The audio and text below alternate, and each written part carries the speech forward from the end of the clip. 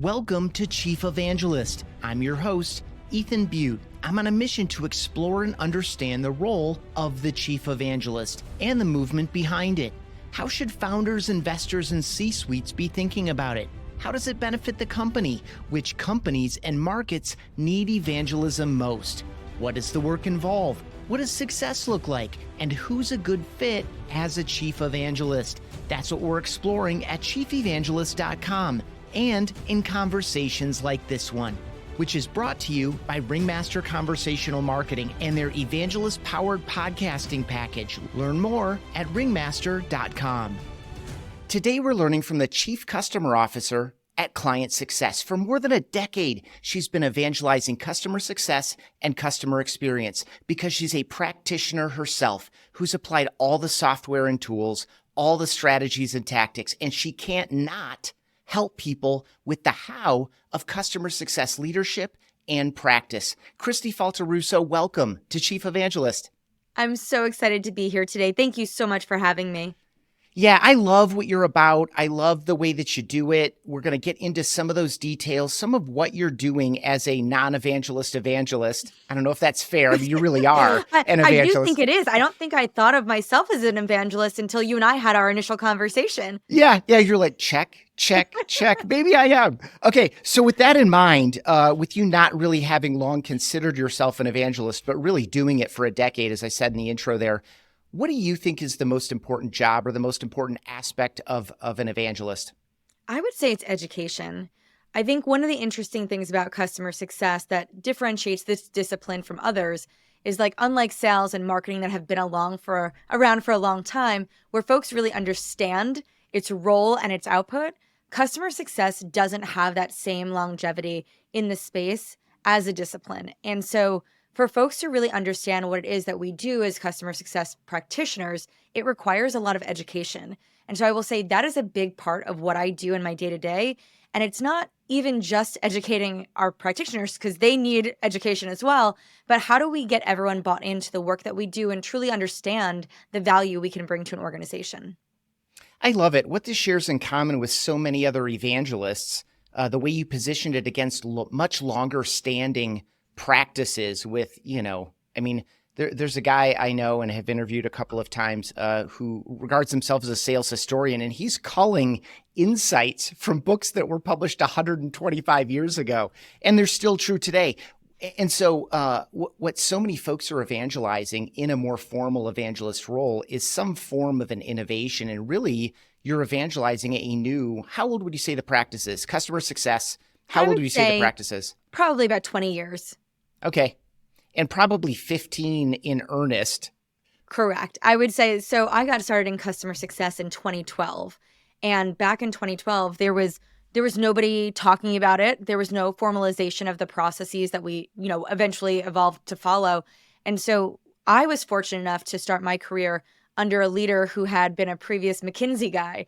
And so coming from consulting, he took all the best practices to help us figure out how do we actually do our jobs and do them well. But we didn't have resources. We didn't have books. I now can turn around and look at my stand over here, and I have piles of books dedicated to customer success, but they're all written in the past 5 years. Yeah, so good. What would you say that you're evangelizing? Or just go ahead and riff on what you want more people to know as an evangelist for customer success. So I think there's a few things. I think the big one I'm trying to get people to understand is that customer success is not a one-size-fits-all model. In fact, it's not even a one-size-fits-most. It's really got to be unique to the organization you're at. And so historically, what I've seen is a lot of customer success leaders just jump into organizations and try to rip and replace what they've done from their previous companies and make it work where they are. And that just doesn't work. There are too many variables within every company, from how complex your product is to product market fit or your buyer, right? And so when we don't acknowledge that these variables exist and we try to make the motions the same everywhere, we're going to get it wrong 100% of the time. So a big thing I'm trying to champion with everybody is, like, you have to go and learn your business, your company, your customers, your product before you can design customer success. But I feel like there is this pressure on customer success leaders to come into an organization and make material impact day one. And the only way they feel they can do that is by doing exactly what they've done before. Yeah, really good. And before we go too much farther, a lot of folks, I mean, this is a new practice. I think a lot of people are familiar with it as a concept. Some people, I mean, I know I work in our customer success organization on a very regular basis, and most of the guests on the show have. But for the courtesy of folks who are not as steeped in it as you or me to a much lesser degree, give a little bit of definition to customer success. What is it at a high level, and where does it separate from its precursors that are often tucked underneath it, which would be things that are more transactional, I would argue, not to minimize their value, but, support and service and some of this stuff. Just give that a quick run. Yeah. So listen, in its simplest sense, customer success management teams are effectively there to help drive customer success as an organizational outcome. So what does that mean? We're working with our customers to educate and enable them through change management as they're adopting new technology to help them achieve their goals. That's it. Love it. The change management piece, I love that language. Double down on that. So listen, anytime someone purchases any software, you're doing something different than you've done before. Even if you're replacing old software with new software, right? There's still change required, and change is hard. And it is why change management philosophies and processes have been developed, because it is an emotional, physical, taxing thing that we all have to go through. And so you really do need to be thoughtful about how you're bringing your customers along through a change journey. So we should be focusing, I won't say we are always focusing, customer success professionals should be focusing on those change management elements, because we've got to help our customers, again, do something different than they've been doing before. Yeah, really good. You have me spinning on an idea. At the end of episode 2 of this podcast with Jen Allen, who was in a sales position, realized that some form of social selling and evangelism was super effective, not just to benefit herself, but to benefit all of her fellow sellers, went off and got into a chief evangelist role. And what you have, and so when I asked her advice for organizations or potential practitioners, she's like, I think this role should go away. I think that every seller should essentially be an evangelist. And you have me spinning on this idea that perhaps every onboarding manager or CSM should have some portion of the evangelist toolkit, because so much of this, I'm going to use your words, I think, education and enablement, so much of that starts with the light bulb moment. This is where change and transformation starts, of like, why do I care? My boss or my boss's boss bought this thing.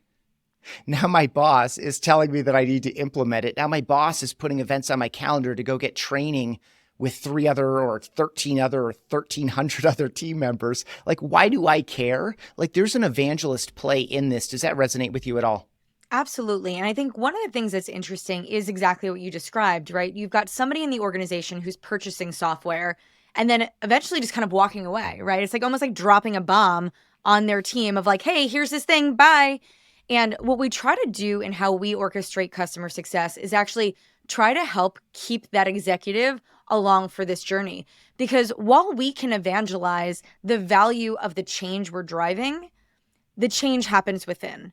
And if they don't have an internal mandate around change where they're managing communication and really getting their people bought in to the value for each of them as individuals, it makes it really challenging. And so the most successful customers that we've seen in all of my roles have always been those where we have an executive who understands that this is change management, right? This isn't, we didn't buy software, we didn't buy a product, we bought change and evolution. And the only way to orchestrate this correctly is to follow that formal process, right? And so it's the getting the buy-in and the communication and all of those steps, and that's required. So where there is absence of that, I tell you, you have a very surface level kind of adoption happening in these businesses.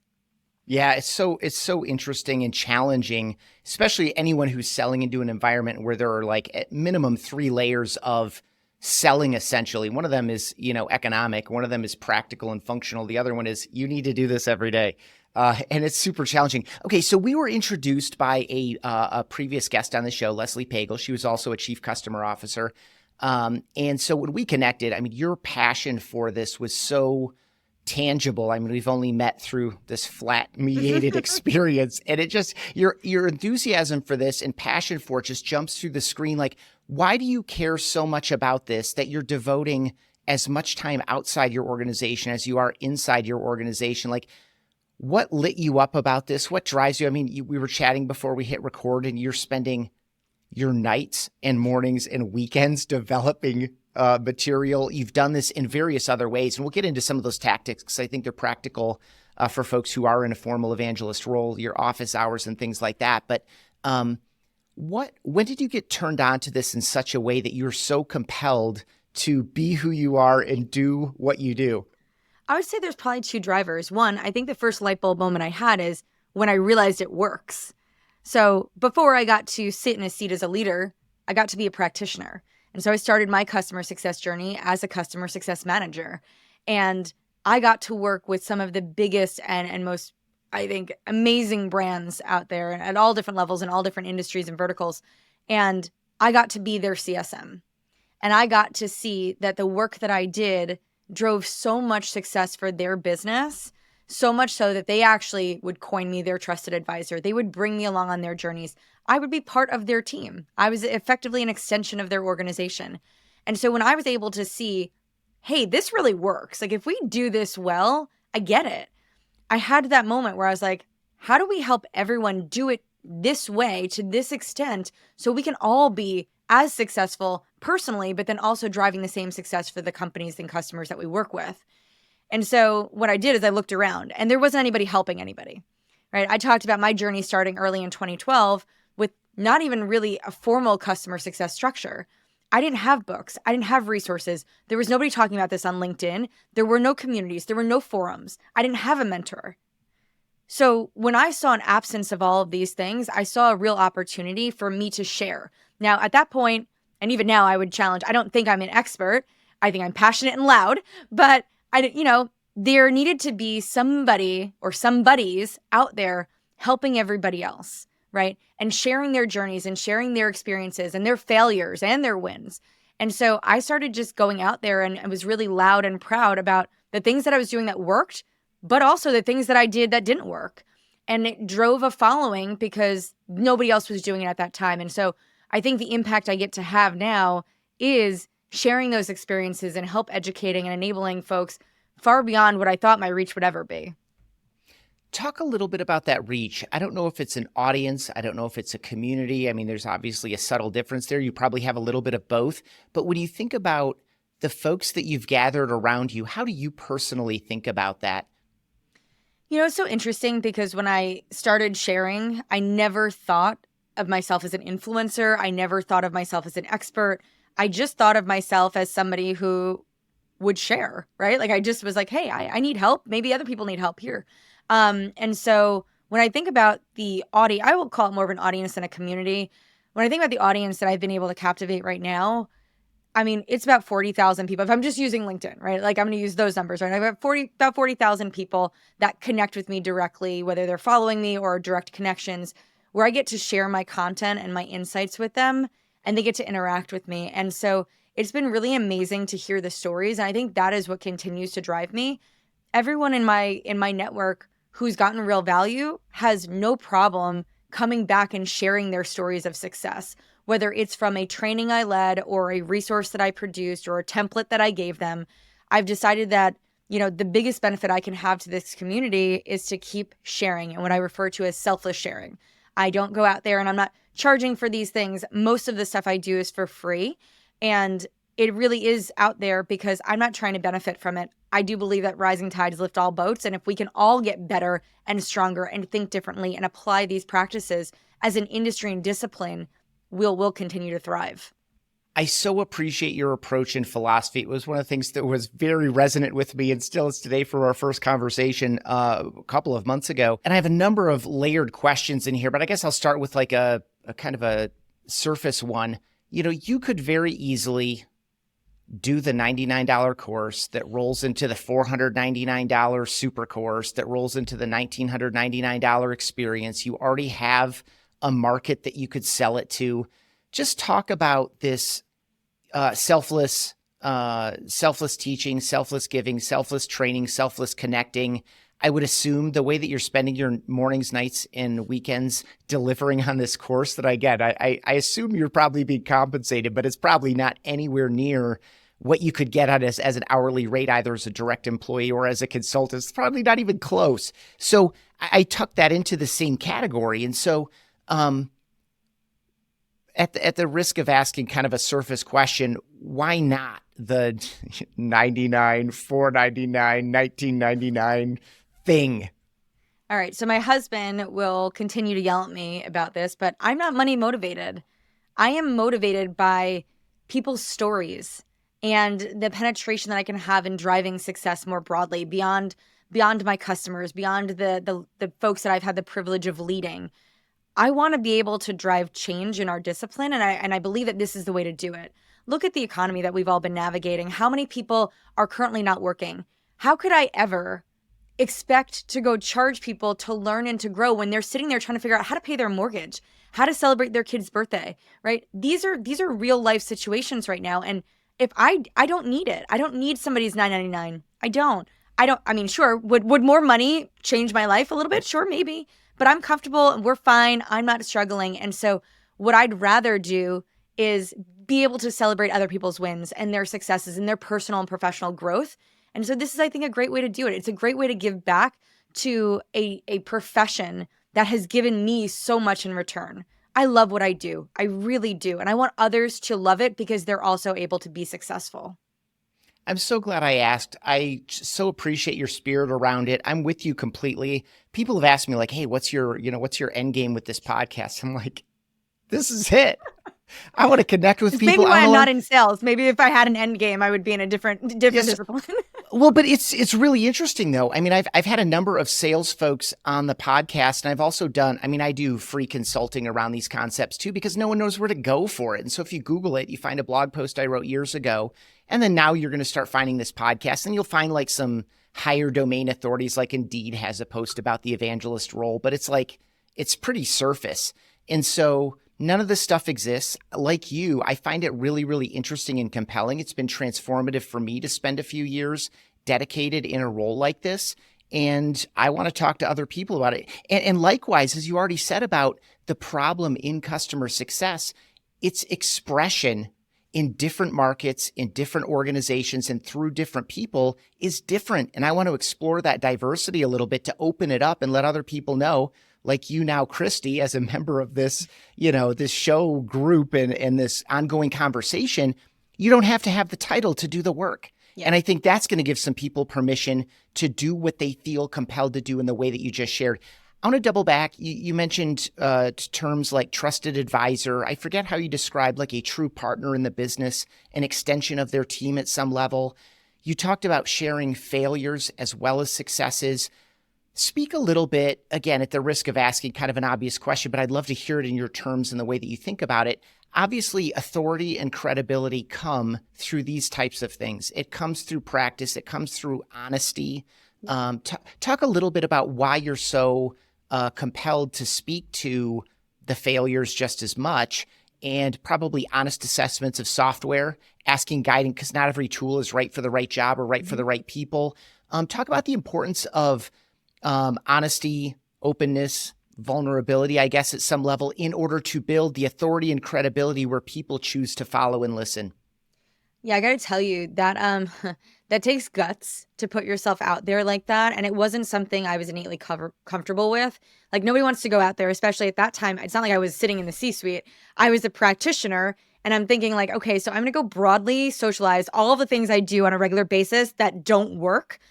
But the reality of it is, right, and I can rattle off all the lists of books or podcasts or speakers that I've heard talk about this, but nobody's journey to the top was direct, right? It all comes with these ups and downs and these valleys. And so I started to wanting to emulate that. If I figured out like, hey, if all of these people had to fail to get to where they are, there's something here, right? There's some learning and growth in failure. And so as a self-proclaimed perfectionist, these things were very uncomfortable for me to actually acknowledge, one, that I failed and like live with that, but then to say it out loud. But what I found is that my authenticity and my vulnerability is what was very endearing about me. And listen, I don't come with some Ivy League degree, and I don't, I'm not cultured, I'm not traveled the world outside of like work travel. And, I don't speak 5 languages, and I I grew up in a suburb out of New York, and I've lived here my whole life, and I live around the block from my parents. And, I think about who I am, but living that and kind of owning it and just being authentically me is what really got people excited about the brand that I ended up establishing, because I was more like them than I wasn't. And it made me more relatable, and it made me more human. And in their eyes, it wasn't like the things I accomplished were unattainable to them. Everything felt within reach because somebody that looked like them, that felt like them, that talked like them, that had a similar education did these things. And I feel like that is the story and the narrative that I want to continue to perpetuate out there, is that you don't need all of these other things to feel like you're worthy and that you can go accomplish great things. And so I just started to live in my truth. It took me a long time to get there, though, to be comfortable. And sometimes I'm still uncomfortable, but I'm less so now. This is really broad question related directly to what you just shared there.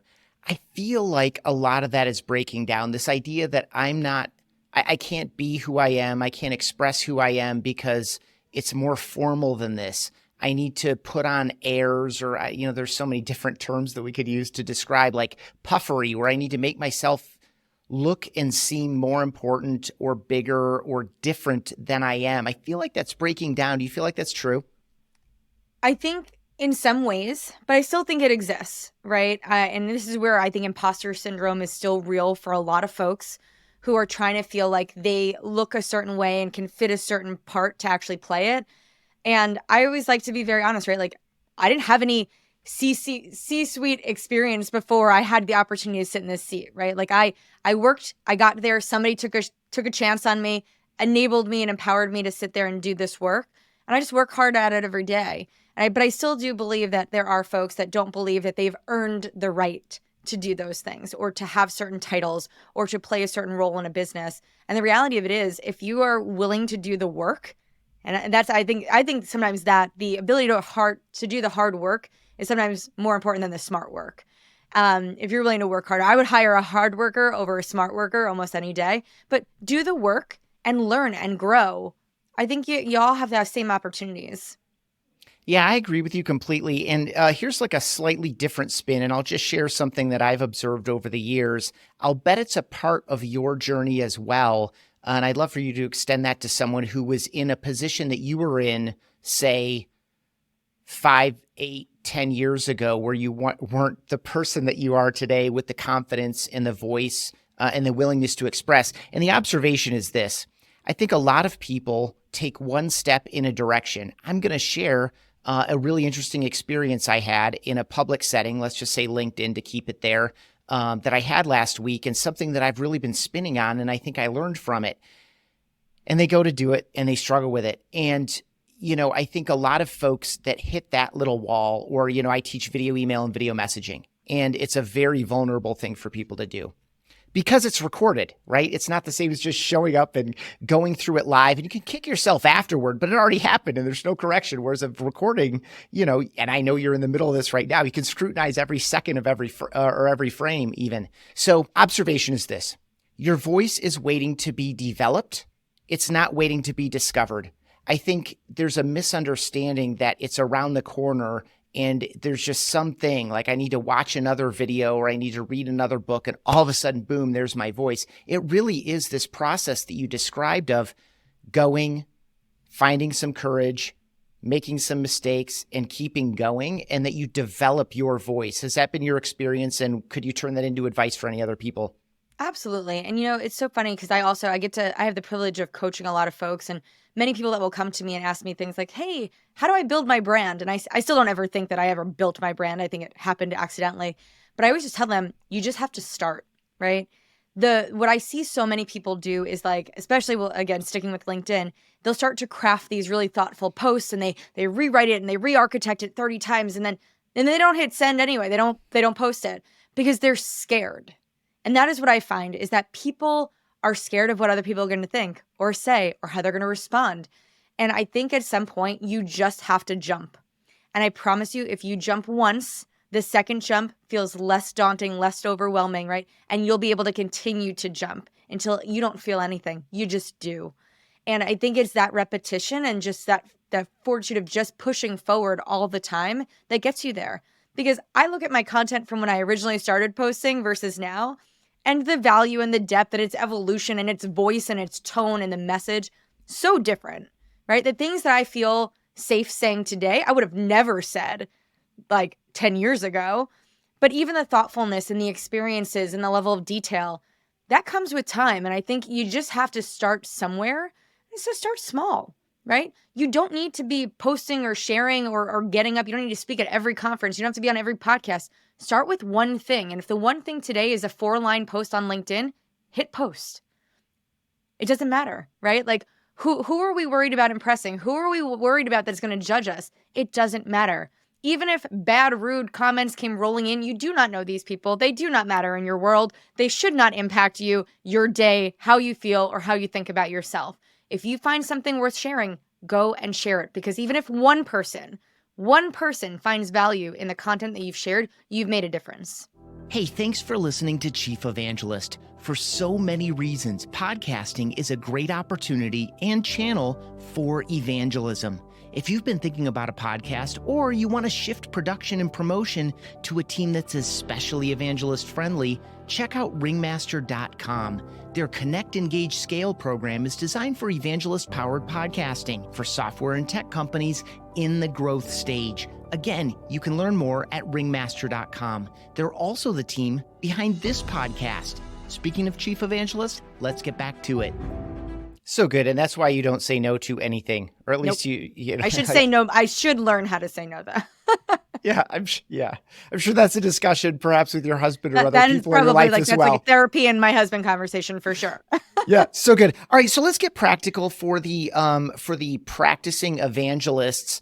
You know, your strategy sessions, your boot camp series, your office hours. Break down a little bit tactically some of the ways that you are creating experiences for people to be educated and enabled along these lines, and maybe speak a little bit too first about how much of it is internally for your own team or perhaps for your customers, and how much of it is for this broader group that is in neither of those camps. So what's interesting is that I think I always started with the broader community and then worked my way in, as opposed to starting internally and working my way out. And the reason why is because I've always wanted to have broader, bigger reach. I would love to just sit with my team all day and like teach them all of the tricks and all the things that I've done, but they've got to learn by doing and seeing and watching as well. So, and the same thing, you know, with our customers, I'd love to just sit and coach and consult with all of them independently, but that'll only help them, right? By taking a step outside of our team and outside of our customer base, it enabled me to have this big, broad reach. And honestly, that does serve our business well. And so like, let's not pretend that there isn't some real value there. The things I do are some of the biggest pipeline generators for my business today.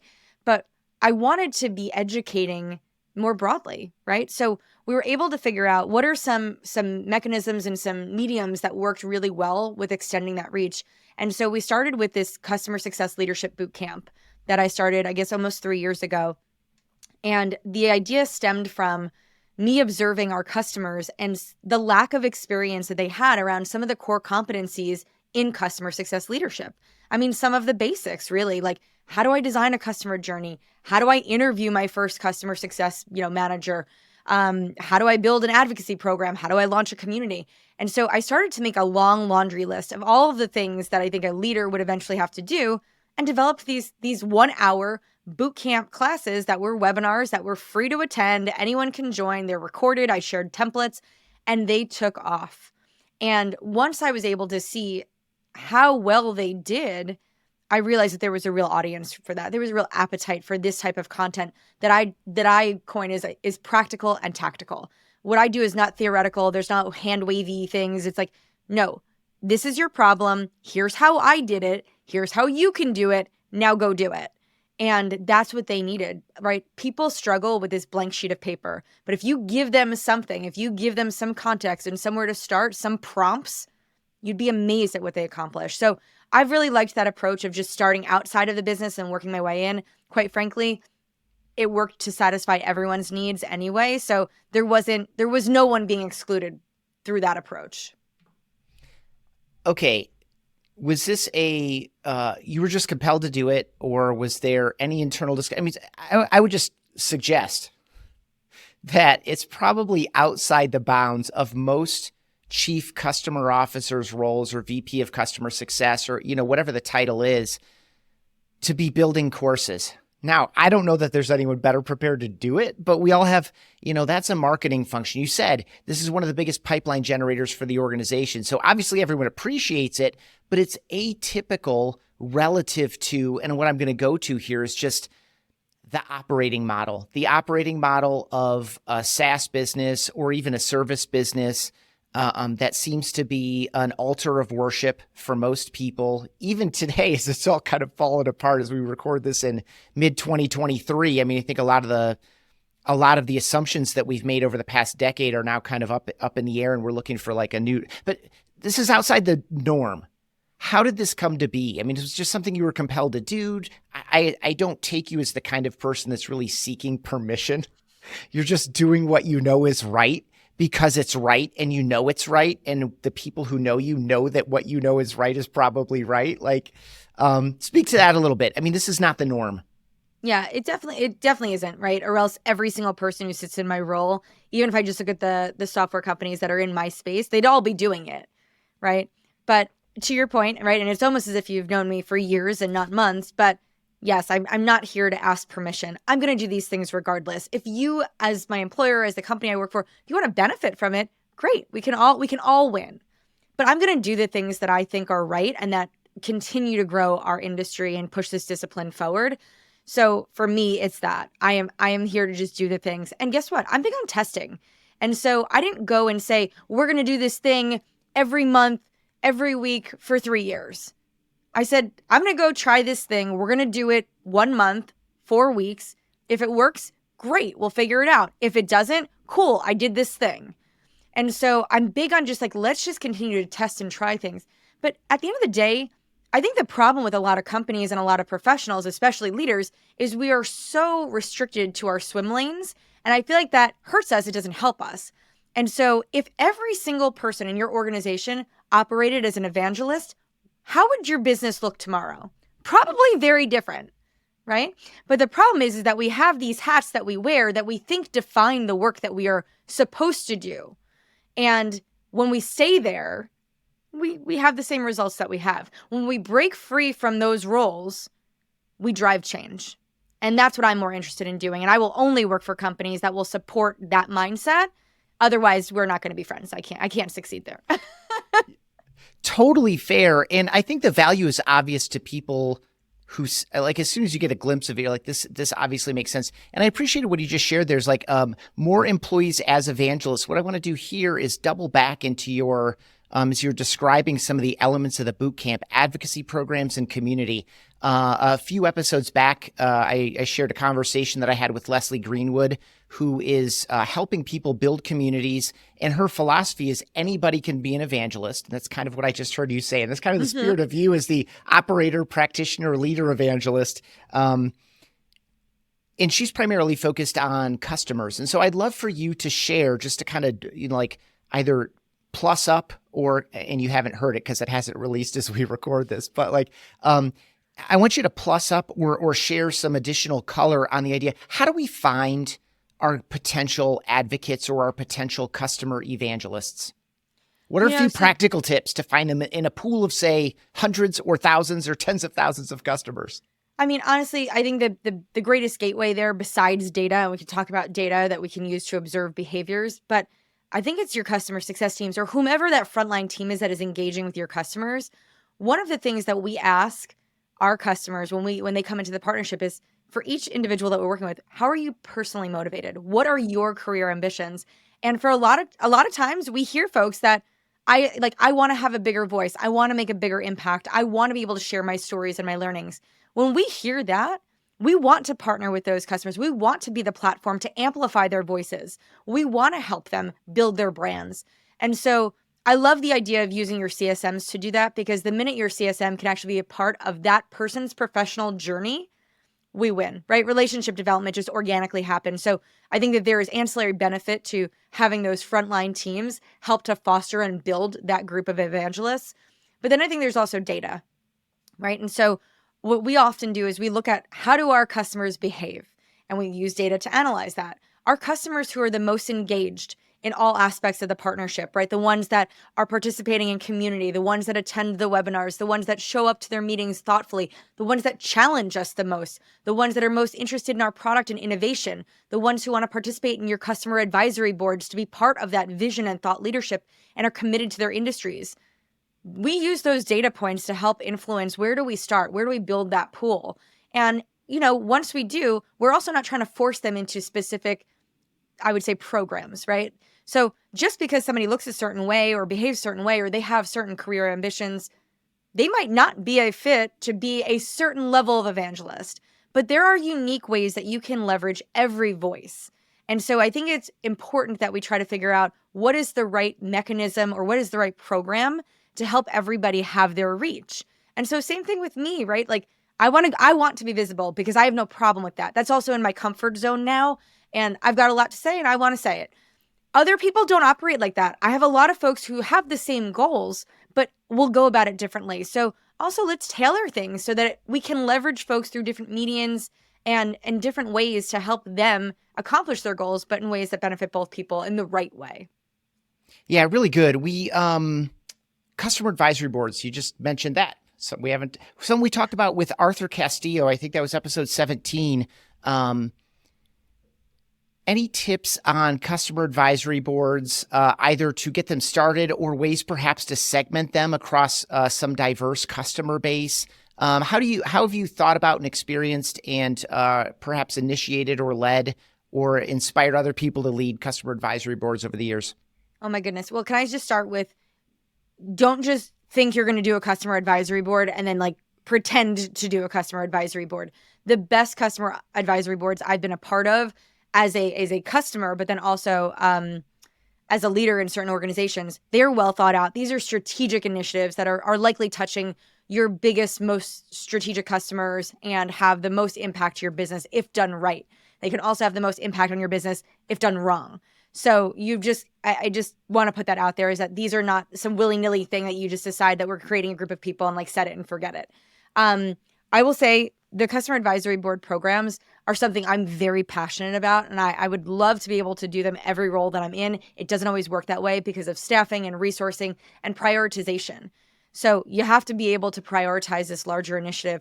But when you think about who you're bringing into it, we do like to have diverse voices. I don't just do this to amplify the voices of our most strategic customers that use our product one specific way. We try to expand the reach, but it's really not about the companies that they represent. It's about the people that they are, the individuals themselves, and the visions that they have for the industry or the discipline that they're in.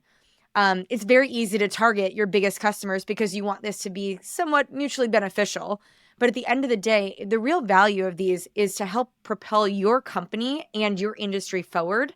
And you need the right people to be a part of that. So, for example, I work at a small company right now. If somebody was to isolate only their largest customers, and I didn't get to sit in a seat as a chief customer officer at Oracle, I might be excluded. But I would say, I would challenge that I think I have a great voice and vision for the industry and discipline that I sit in. So don't use data to isolate your customers and the voices that might be the most impactful. Find a different way to figure out who are the right people to be part of it based on the objectives that you have. Really good. And I think the diversity of voices is makes the whole thing more helpful, because the goal is to, as you amplify, and I'm going to turn this into a tactical question for you, as we amplify these voices, as you already said about yourself, different people will see themselves in your story, in your situation, connect and resonate differently. Some people are going to say, gosh, I really want to hear what the chief customer officer at Oracle, if there is such a person, has to say. But I also want to hear it from other seats as well, because I might be able to learn something different from someone who's in a completely different situation.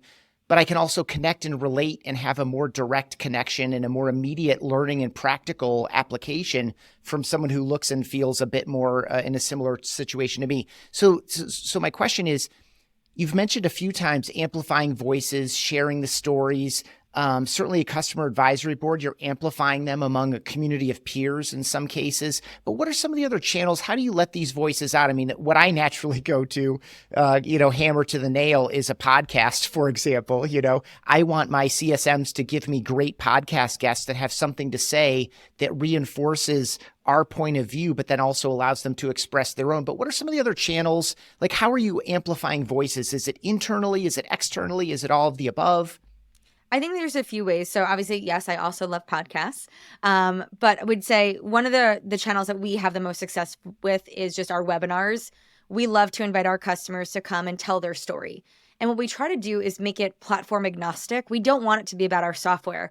And I see that that's where a lot of companies get it wrong, is that they are looking for people to be the champions of their product and their brand. And I think that there's probably value there. It's different than what I would do. And so what I'm more interested in, folks that have a really compelling idea or a vision, or they've done something really impressive, something different, and allow them that platform. So webinars seem to do really well. We've done co-branded articles where we have obviously our logo on it. It goes on our blog, so it has a broader distribution channel than they might personally have.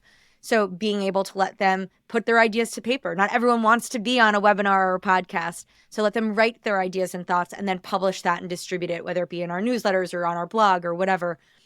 We've seen great success with having people speak at our events. And so if you have a customer event or if you have an industry event, find the right voices and allow them speaking opportunities. For some folks, that is their goal, is to have one opportunity to do that, to get in front of a big audience and tell their story. So give them that chance, allow that to be their opportunity. Other things we've done, social media content, right? Again, co-branded, allow them to post their story on our social media platforms. So I think that there's a million ways you could probably be really creative with it. And I think that's the thing, is like, no bounds. If your customer has something that's worth sharing, we've done like asynchronous stuff where I'm like, go record your own YouTube, like go make a video. I don't care if you use Loom or Zoom or whatever, make a video and we'll chop it up and just put their sound bites out for them. They love that. And so we'll do that on multiple channels, and it's not just social media, right? We'll stick that little excerpt in our blog and we'll transcribe it and use that content other places. So just don't be limited by the mediums that we think work really well. In fact, be more concerned with what is the content and what is it what they're sharing and what is the best way to distribute that. Yeah, really good. And you just gave like 5 specific practical things. So if you are a person who knows bounds, you could start inside Kristi's bounds and you're going to be in a great place. Okay, you shared something that has been that's in my original learning about the evangelist role in particular there, and it's you're evangelizing more the problem than you are the product, and you even mentioned that about your webinars. And I just want you to speak for a moment to a founder or a leader or an executive who doesn't quite have this vision of evangelism.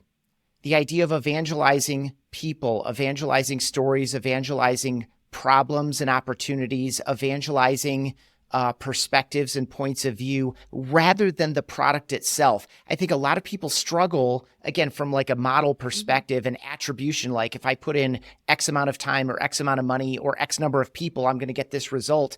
And that's not a straight line in general. This idea that I'm going to share content, I'm going to produce a webinar, I'm going to invite people, I'm going to leverage our database, our customer list, our email list, and invite people into this conversation. And we're not just going to be saying client success, client success, client success, client success. Like, that's a leap of faith for a lot of people. How would you encourage people to open their minds beyond the obvious hard sell and or hard product orientation? Because your customers don't buy products, they buy solutions. So if you don't know that, and if you haven't realized that, that might be a tough transition, right? Because we're not selling products. We're not selling functionality. I'm not selling a feature set. I'm selling a solution to a specific problem that our unique customers have. And while our product can solve the same solution for a multitude of customers, the reality of it is your customers need different things at different times. And so I stopped focusing on the product and focused on the solutions. And as such, guess what? Today, this might not be a problem for you, but when it does become a problem for you, you're going to come and reach out to me. And that is the value of the content that I've been producing. I don't care if you're using our product today. I'm happy if you are, and I hope that you're getting value. But the real thing for me is that you're solving problems in your businesses every day. And I always say, listen, you know what? Excel is literally the most powerful tool in the universe. So you can do anything with Excel. Go use that if you're using nothing. But I give them a gateway that when they're ready, when the problem is big enough to come and our door is open. And so I make sure that they understand a pathway to that. But that's not what I'm here to talk about. It's really focused on like, you have something in front of you. Here's 4 ways that you can go solve that problem today. I might be a part of one of those solutions. So well said, and said as an evangelist. And a fun fact, I'm actually delivering an internal presentation today where solutions, not software, is one of the key lines. And it's a bullet point on one of the slides. Nobody wants video email software. No one wants video messaging software. They want what that delivers. And I think, your philosophy around it is right on. And it's sad to say that it's like modern or progressive in some way. I know it feels like it shouldn't be, but I think it still is. Yeah, absolutely it is. This has been an absolute joy. I so appreciate your passion and enthusiasm. I appreciate your generous approach. I identify with so much of your perspective. You're much more prolific in content creation than I am. And so it's been really inspiring for me as well. But this, like, the one thing that, among a variety of other things, one thing you absolutely share with everyone who's been a guest on this podcast is you can't not do it. You're just compelled, period.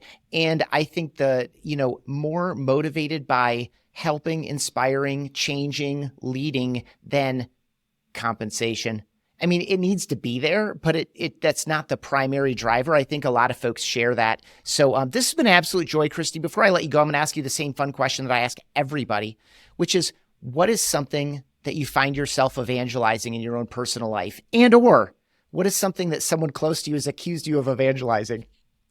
Okay, so I'll give a brief story because I know we're getting ready to wrap up. A year ago, I decided to go alcohol-free as just a growth journey and just wanted to see how I would benefit as a result of it. And over a year now, I've only had 3 drinks. And so those 3 were to celebrate big family milestones, but literally 3 drinks. And here I am now 6 months straight of going alcohol-free. And the benefits to this are so far beyond anything I could have ever imagined. And so I find myself preaching probably way too much about the benefits of going alcohol-free. And you don't need a problem. You don't have to have a problem to quit drinking, but you have to understand the benefits to it. So I will say that is the big thing that I'm out there just championing right now for anybody that I know, family, friends, anybody in my network, because I've just seen so much personal and physical growth as a result of kicking poison. So wonderful. And it's something I've toyed with intermittently over the past several years. I don't know that I've had as few as 3 drinks in 1 year. In fact, I know that I haven't in the past several years. But what has been your approach? Has it been so I've toyed with some of the, and I like beer. And I hate to say that because it sounds like Brett Kavanaugh, which is nuts. I like beer. Anyway, I don't mixed drinks, wine, not really interested. I enjoy beer. There's so many varieties of expression. It's like it's a whole subculture, and it's easy to get drawn into a subculture. So I've tried some of the non-alcoholic beers. I don't really like a lot of them. Some of the 0 calorie but hopped up kind of sparkling drinks I don't really like. Are you a substitute person, or are you a it's just not of interest to me anymore. And the farther I go, the less interesting it gets. Are you a substitute? Because there are now non-alcoholic spirits, there are non-alcoholic wines, there's all so that. Much stuff. Yeah. It's actually so cool to see how many options are out there. So originally I was a substitute person, and it was more because of the social aspect of it. And I wasn't sure if I was doing it for me to make myself more comfortable or for the people around me to make them more comfortable. And so I will say the first couple months, there was a lot of that, like non-alcoholic wines and spirits and cocktails and all of these things and trying to find these alternatives. But at the end of the day, you know what I was doing? I was consuming unnecessary calories. And I'm also somebody who's very big into fitness and health. And I was like, why am I drinking all these calories to make people around me more comfortable? That doesn't make any kind of sense because that's not part of my goals. So eventually, I think after a couple months and just me talking more openly about why I went alcohol free, people around me just started to accept that, and it became less of a thing. And so I didn't need to rely on that as a crutch for myself or the folks around me. Now when I go out, I talk about Diet Coke as being my treat. So when I go out, if my friends want to be at a bar or we're at a party, I might have 3 or 4 Diet Cokes. And that is to me going wild. And you know what? I don't wake up feeling tired or lethargic. I am more focused. I'm able to commit to my habits and the things that are important to me with no disruption. And so, yeah, originally I was an alternative person. I will say I also like beer. And so beer more than wine. And I'm shocked. I am personally shocked that I would say that out loud, that I miss beer more than wine. But because I guess I was not a beer connoisseur, I do appreciate the non-alcoholic beers. And I will have a couple of those in the summer.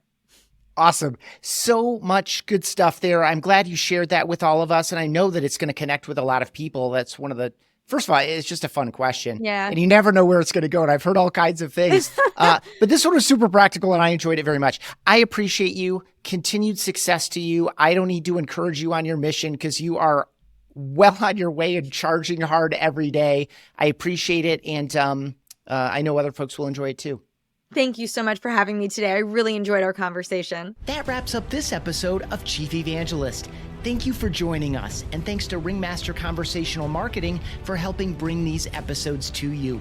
With any thoughts or questions about the Chief Evangelist role, message me on LinkedIn. I'm Ethan Beute, ETHAN BEUTE. For show notes and more of these conversations, visit chiefevangelist.com.